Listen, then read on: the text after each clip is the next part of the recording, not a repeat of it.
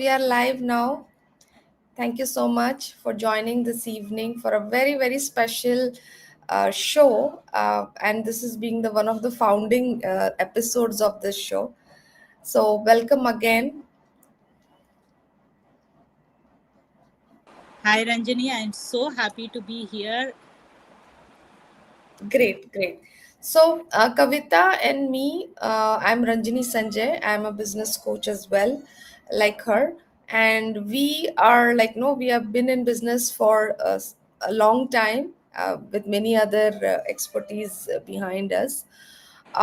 Today, this show is all about helping women entrepreneurs mainly with a topic we have chosen to address today is how to scale.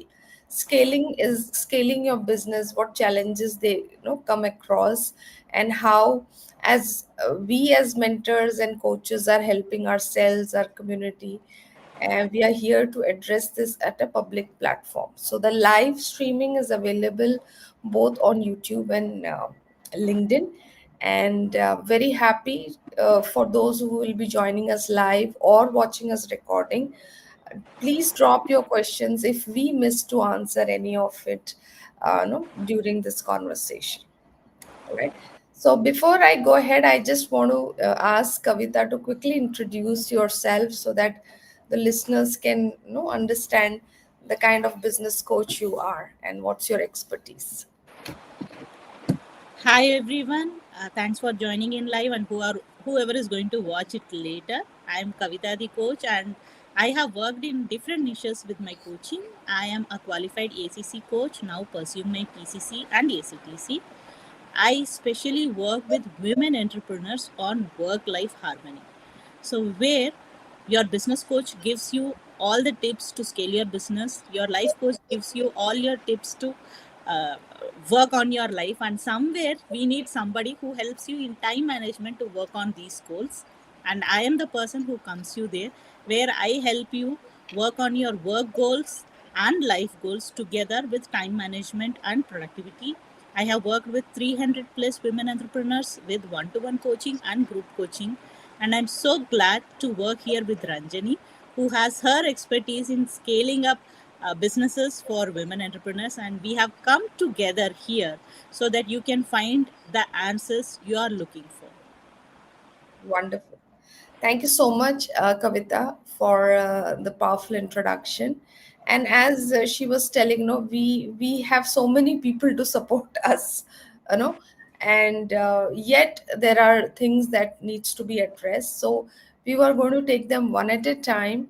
So shall I ask you the questions that we have got from the people that I accumulated from the last few weeks? We have been, talking about this show, and the first one is you know like when it comes to starting, or thinking about scaling your business, or making it sustainable, what do you think what steps ideally you should take to, even when you are really thinking about it, so a foundation, I would say, what do you suggest? I'm not sure how did you pick this question, but this is exactly one question yesterday somebody asked me in a coaching conversation. Great. So when we speak about scalability, the number one thing which comes is fear of success. Most of the women are afraid, I'll use the word afraid, to scale because they are afraid that what will happen to their family if they become very successful in their business, or what will happen to their business if they are spending a lot of time in their work. So when it comes to scalability, the first thing which comes in your mind is fear of success. The second is fear of failure. Hmm. So let's first address what does success means to you in scalability. Not everybody needs to start a multi-crore business. Not everybody needs to stay with a lakhs turnover business. So what does scalability mean to you, and how do you think you can manage your success? And in case there is a failure, what is the foundation for you to do it? Yes, entrepreneurship is risk taking, but Hmm. as Ranjani also says, that what percentage of risk you take. So deal with your fear of success, deal with your fear of failure. That will set you the foundation for your scalability. Everything else will start with the blueprint. Hmm. Wonderful, wonderful. So even no, while I was looking at uh, no, working on my own business, because I consciously took a decision this year very early. And when you put yourself out at a next level in your business, so you see more work, more responsibilities, more, as you said, the fear of failing and trying new. And I would say, as you said, the calculated risks that you take, I know it is, you can kind of navigate. It was going to be a bumpy ride, but having a support system around you also helps. So, first of all, rightly you said you need to first prepare yourself, like you're up to something to, you're leveling up your, ceiling that you have. You already hit a plateau. Now you're growing to next level. So again, we become a student, we learn the things to get there. So over a period, building a support system around you always helps, from the foundation till you sustain the success for a long term. I would, consider that way. So moving on, Kavita, I just want to ask you one more thing. Like, as you said, the overcoming fear and failure. Do you have any strategies around, like, which you teach or which you advocate in your community? Because you're somebody who is an accountability partner. So this is often the first enemy that you hit on a weekly basis on your calls. So how do you, manage, or to overcome all of these barriers? So we are building a group called as mastermind groups, where Hmm. we women entrepreneurs we come together. Yes, Tony Robbins says that if your why is big, it will pull you towards it. But as women, daily we are torn between so many things that keeping focus on one thing with multiple things is challenging. So, Hmm. as you told, the support system is important. So, we are creating mastermind groups or accountability partner groups where Hmm. you're not accountable to one person, but you're accountable to a group of five people. And Hmm. you have a coach. So, you all come together, speak about your weekly goals, speak about your monthly goals, and check each other. How is the progress? And if there is a challenge, then you also speak about it. Hmm. I quote this example with my accountability groups a lot. Hmm. Even in our caveman days, men used to go hunt, come back, and relax. Women were gatherers.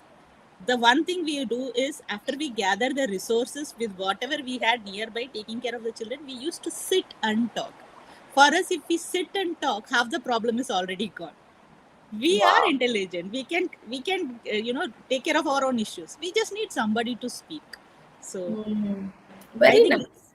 Very good example that you gave. And no, even if we have to look at the households we have, no, the neighborhoods we have, though we call it as a mastermind in our coaching circuit, but we have our neighborhoods. I can clearly visualize, right now in my apartment there is a small group of elder people sitting together, the mm, younger ones, and a little in between the teens will be moving around. So, as a group, when we sit together, sit on a table, I think this, and it really helps uh, to really, as you said, 50% is sorted as you sit with a group. So that's why a community and the support system and somebody as a guiding force, really helps in, I have a question for you, Ranjani, because I have also collected a few questions. sure, So sure. can I ask that question? Yeah, yeah, absolutely. Go ahead. Yeah. So I come up with this question a lot that how do I, because most of the women entrepreneurs, once you scale up a little bit, you hire one or two people at least as a team, it grows more. So how do Mhm. you manage the operations? How do you manage the chemistry with the teams? Do you have any light to throw on that, please? Yeah. So this is a very interesting question, because even I have a team right now for my, the business that I run. Plus, when I was in my school business earlier, I was running multiple centers. So I used to have multiple teams to manage. So we would have a center manager. So I would just connect with the manager and then manage the multiple centers. So having a great team and managing them.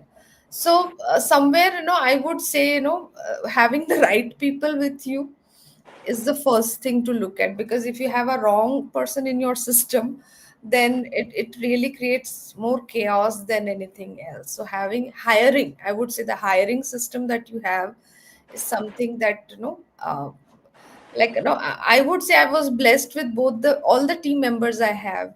Like I Mm. never had any complaints, like and I'm always available to give them a catch up call. So I remember like having started the business in a year or two. I was, in fact, the second year, my husband went into rheumatoid arthritis. So he was completely bedridden at a point. And I was not able to go to the centers physically, because it's a school and there are daily issues happening, daily things happening.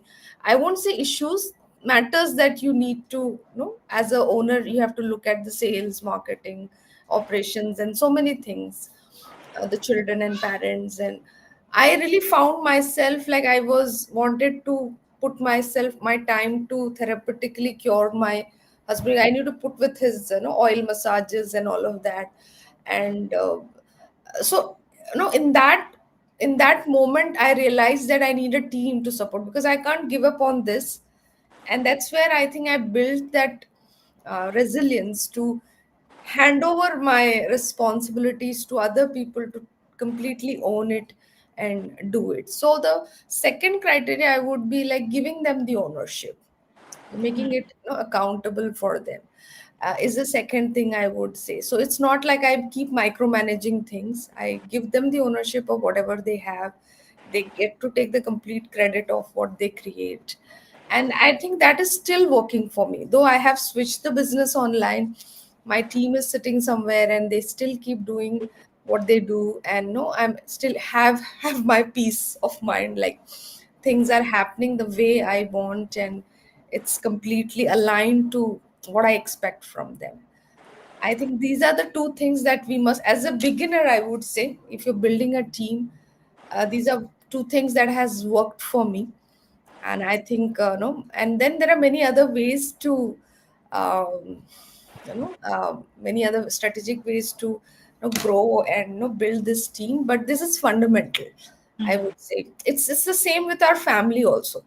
When our kids are growing up, when we give them accountability and ownership, it's easier to even manage your family, where dinner has to be served, breakfast to pick up drop has to be managed. And this is the same strategy here also. Yeah, I hope it answers your question. I would like to pause and appreciate the way you had given your resilient story in such a beautiful way, with managing your team, having some challenges in home place, and with children going on. So hats off to you, and thanks for sharing this story Yeah. to whoever is Thank you. watching. So, your question actually reminded the day when I decided to have a team, and no, it was not no more a solo person. It was, and that I would say, the challenge gave me a breakthrough. That Mm. today I can sit at home and have multiple companies being run. And that's the beauty of team, that you can say that I have multiple hats, multiple people are managing it. There are some centers where I don't even go, but I still, my value system and my creativity is followed there as a owner of it. So that's a no, you need to be at peace whatever you are owning. Your peace of mind is the gold that you have. So having a team that can give you that privilege is actually beautiful. Even I would say with kids also. As Mm. I'm sitting and talking to you, what's happening outside, we always have this anxiety, like did they have their food, is some gas is on or not, or the door is open or not. No, my son has run away. There are many things to consider. So yeah, having a great team and a team leader that can support the effectiveness is very important. So somewhere it starts with you. Beautifully put. All right, so time for your question. Mm-hmm. I would ask you this, like, though we both are, I would say, at family levels, we both have three children. So it's nothing like no, ek, no, hum ek dusre se kam nahi hai when it comes to the home ground. So how do you know, manage, or I would say, without even sacrificing your time with family? You know, how do you really keep up with growing and your ambition of growing your business? So how do you manage that? Yeah, it took me a few years when we started it off, because I was, as you know, I was working as a banker. So I was doing a day job in bank, running a business, and then having kids in home. So with that, this seems a bit easy. Now my children are also grown up. But when you ask me how do I do it, the number one rule I have is, like, I have two phones, one personal phone and one business phone. When I'm doing business, the personal number is in silent, and when I'm doing my family, when I'm with my family, the business is in silent. Wow. Only my close family members know both the numbers, so that in case of any emergency, they will call the business number. So if they are calling, that means it's an emergency. So that is a ground rule we have in home.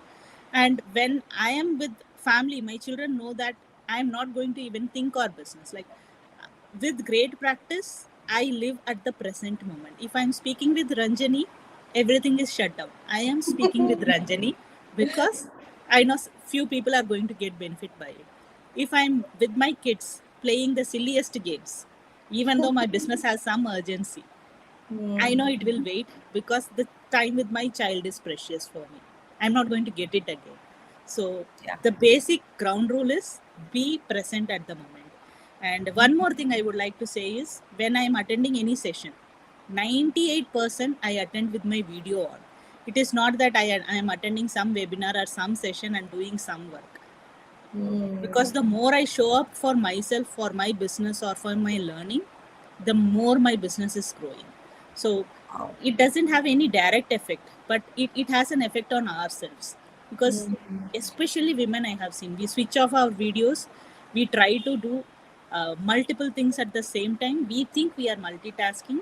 No human brain can attain productivity with multitasking. Hmm. So let's stop do multitasking and be present at the moment. That gives more peace and more productivity.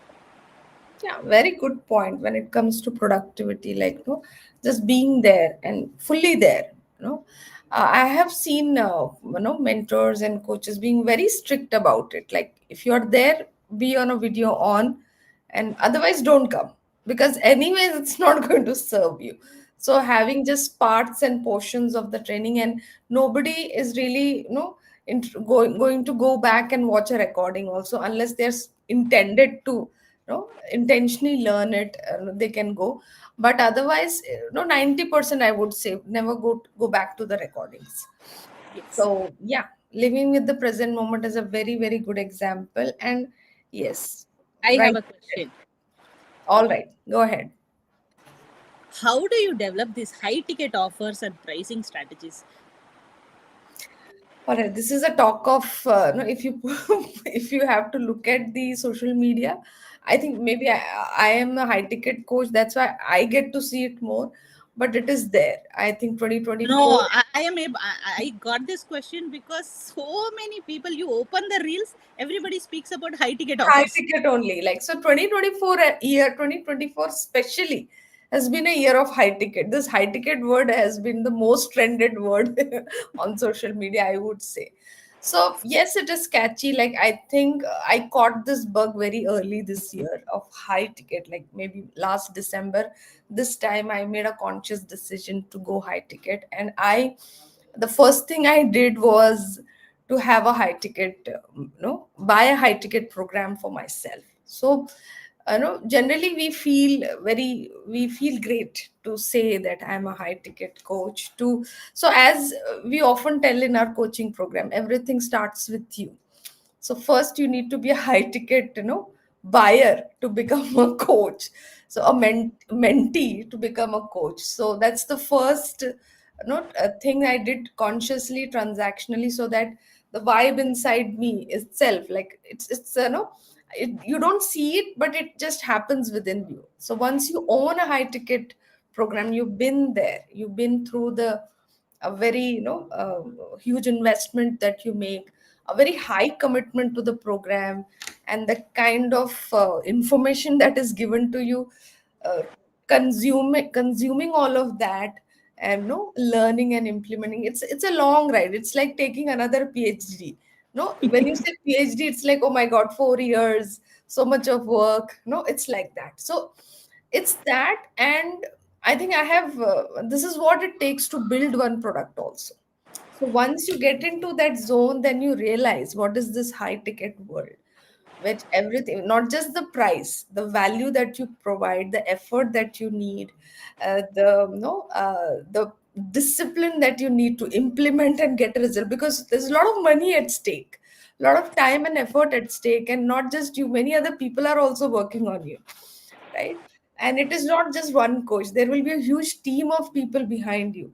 I get used to get messages, your Instagram today's, they will put a screenshot, this is not good, go and change it. So I had three people behind me. I was like, this was tax. And then you become a system or a coach or a mentor who creates a system that works for others and it delivers a high value for them also. So definitely, whatever X you want to, multiply in your price, that much X you need to bring in your time, effort, commitment, and money. And that will build a very high ticket and high delivery product and service. So this is what I would tell for any industry, not just to coaching. It is that. You have put amazing things in shorter words. And yes, I would like to add one or two things for the same. As you told, when you go to your high ticket experience, then you understand the system, the discipline, the energy people have. Then you can build one. If you don't, say, I feel that as entrepreneurs, as women entrepreneurs, if you're not willing to put money on yourself, how do you think others are going to put money on you for whatever your expertise? So Yes, yes, first, you are your own client. So first, put money on yourself, and then you will see. I'm not saying you need to burn money, but once you Mhm. put the money, that is the least thing. Then you have to put time, commitment, energy. The whole family changes. Yes. So And you yes, need. as you rightly said, no, this is very important. And I learned this in the high ticket program only. Only people who are really serious about their dreams, very seriously committed, will go for a high ticket. So if somebody comes into your high ticket program, it's an acknowledgement that they're serious about this and they want to make this work. It's not about what you're going to give and whether how do you look and how do you offer. It's more about they being serious about their dreams. And that seriousness is brought to the table. So, and that's the energy. And it's great to work with people who are really, really committed and serious about it, and go-getters, I would say.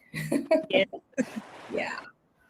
So I think I have one more question for you, and this is something recently has become my favorite, and I picked it up because you were the right person to really highlight on this. So procrastination, and I think we we talked about productivity just in the beginning, but yes, procrastination is something that kills a lot of actions. So how do you help your community or your clients, and what is your strategy around overcoming this? I love this question because the more we discuss, the more it comes up in different ways. So I will give the shortest thing. We, especially women, we label ourselves as lazy, Hmm. procrastinator, don't have time, I am not Hmm. putting enough efforts. Like we blame for everything. Whatever happens, we Hmm. blame us for everything. So first thing, if you are, let us take one example. Whoever is listening, think of that example in your head, that what is that one particular thing you are procrastinating. Ranjani, if you are willing, we just have 5 minutes. Can we do a live example on how we deal with procrastination? Yes, yes, yes, yes, of Oh, you course. are in for the game. Fantastic. So tell me one thing you think you are procrastinating. Going for a walk every day. It doesn't happen as as I should be doing. No, it's an area where I procrastinate, I can easily say that. Okay. Thank you for giving that example. So let me take that example, and I'm not going to ask more questions to Ranjani about it, but let us go with some blind Yeah. assumptions. So let us think that Ranjani wants to go for a walk daily, as most of us who are listening to this. So what happens? First thing, suppose you want to go for a walk in the morning, then it is directly related with your sleep schedule. If it is your sleep schedule, then we all want to become members of the 5 a.m. club. And we think that we have to get up morning 5, do meditation, journaling, gratitude, everything, and go for a walk. Then our day is ideal. I recently did a webinar where there is a TEDx talk also, which is called as sleep chronotypes. So out of the 100% of population, not even 25% or people can get up early mornings. They are not only 25% of the population is active in the mornings. So Yes. if your sleep chronotype is where your body becomes active after 8 p.m., that is bear. If it becomes late, lion are the people who get up in the morning. We Okay, have let me look lions. at Yeah. You can watch the TEDx talk also. You can just type sleep Oh, chronotypes and in YouTube okay. it comes. I'm sorry, I Okay. forgot the author's name, the speaker's name. Okay. It's called sleep chronotypes. So Sleep lion, chronotypes. Okay. yes, lion, bear, dolphin. One more thing also I forgot. This happens in life. When you want to say, you forget the main thing. Yeah. So the No point problem. is, we are all different. So each person's, especially women, need more sleep. But practically, women sleep less in home, less Yes. than the kids and the men. So if your body type is where it gets waken up, or it feels the productivity time is after 7 or 8 a.m., and you are scheduling your walking time in the early mornings, it is not going to work, because you're pushing your body against your body type. Yeah. So first you have to find your productive time. So what is your productive time? Go watch that sleep chronotypes video, find out what Okay. is your productive time. All Then right. in my website kavitadikoch.com, I give a free productivity tracker for all the females. How do you Wonderful. track your productivity? It is with your main 4 M's in your life. What is the 4 M's in a female's life? Her first menstrual, marriage, motherhood, and menopause. Every M is going to affect your productivity. So you have to keep that. Okay. Next is your period cycle. From week 1 to week 28, women's body is with the moon. So your body is going to react for each week different types with the hormones. So if you are trying to start your walking in week 3 or week 4, where your productivity is not helping you, you are setting up yourself for failure. So if you are going to start a new activity, you start in week 1 or week 2. So when we just think it is walking, no, it is with your sleep. It is when you're, suppose if you're sleeping in the same bedroom with your kids and in your partner, usually if you're a light sleeper, everybody should sleep so that you start getting your Yeah. sleep. If you are heavy, then fine. So it is also connected with the people who are People sleeping in in your the same room. So when for a women sleep, for productivity, for procrastination, all these things are interconnected. wow. So I would say that don't label yourself as lazy. Don't label yourself as a procrastinator. Dig deep. Dig deep. Every layer. Question yourself. Find scientific research about your own body, and then set up yourself for success with your productivity cycle. Then Wow. nobody is going to stop you from starting your walks. Wonderful. That was so so amazing. Thank you so much. I am happy to know this as a host and speaker of this session. Like there is something like this. I was totally unaware of this. I will surely go and check this out. So Kavita, before we close, I just want to know like how you are helping. Like you have given good enough insight around productivity and what else. Uh, if people want to know more and how they can connect with you, if you can share a little bit information, and what are the services that you have, and who it is for, definitely for women entrepreneurs, but how is it planned, structured, and tell us little about that as well. Yeah. So I run different programs for women entrepreneurs, but in one sentence, if you want to know whether you need to work with me or not, then one question I would throw is, are you happy with with your work life balance? Are you Hmm. having time for your self care? Are you having time for your me time? Are you feeling that, okay, I am happy when I'm going to sleep in the night? If your answer is yes for all the three, you need not contact me, you are very happy. But if not, then please connect with me at kavitathecoach.com. My name is here, my website is the same. Contact me to kavitathecoach.com. We can work one to one, or I also have group coaching programs. As a group with other women entrepreneurs, let us all work together, because I feel that as women, we are gatherers. We can all grow together. It is never Kavita can grow or Ranjani can grow. We are women. We have to grow together. So that is how we grow. And I'm waiting for you to work with me and Ranjani and all the other women out there. Thank Wonderful. you.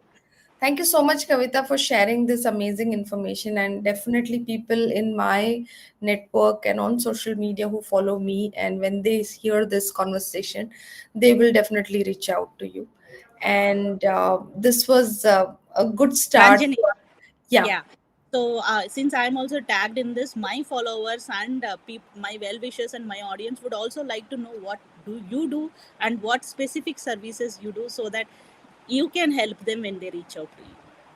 Yeah, so I basically work with life coaches as a Mm-hmm. business coach, and I have narrowed down my niche further in this year, and maybe I will further focus on helping life coaches build their coaching academies. This is going to be my next year in 2025, where we are going to go at a institutional level. So not just coaches making money online, it's about helping them having their own academy, a university, or maybe if you have somebody who has a vision of having your own mind valley, this is a place where I am. And um, each coach, each person, we have a mix of potential, mix of experience and expertise, and that can be curated in a way that it becomes their own unique brand in this industry, and they don't have to copy others, or no, it's somebody who has to uniquely position themselves. It's not about copying one formula that is working in the market right now. I'm interested in working with people who want to have their own legacy, and that is something that they live like. Recently, the Tata Group chairman, Mr. Ratan, left. He has left a legacy of his own, the person he was, and it's there in all the things that he created. And I think humanity will be always grateful for what he created. So, if you want to be somebody like that, so this is we are in the making of, and I would be interested in helping people do that, and that's about me, and I'm available on LinkedIn. And Kavita and me and many other women will come in this series of conversations and different topics to cover. You can also reach out to us telling the topics that you want us to cover, so that it becomes a movement of empowerment across the world. So yeah, thank you so much, dear, for asking me. Thank you. And I think we had fun, and I got to learn a lot from you, and having shared this opportunity to share what I'm up to in the next year. So I'm just beginning because I'm preparing for 2025, so it just came to my mind. It's a great way to start, and this is what we are building communities coming together, and I'm more interested in coexistence rather than competition. So I prefer that, like, we exist, grow together. It's for everyone. Yeah. Definitely, definitely. Lovely speaking to you. I had lots of fun, and let us look forward to do this again. Yeah, yeah, sure. So take care. Good night for now, and I'll see you soon.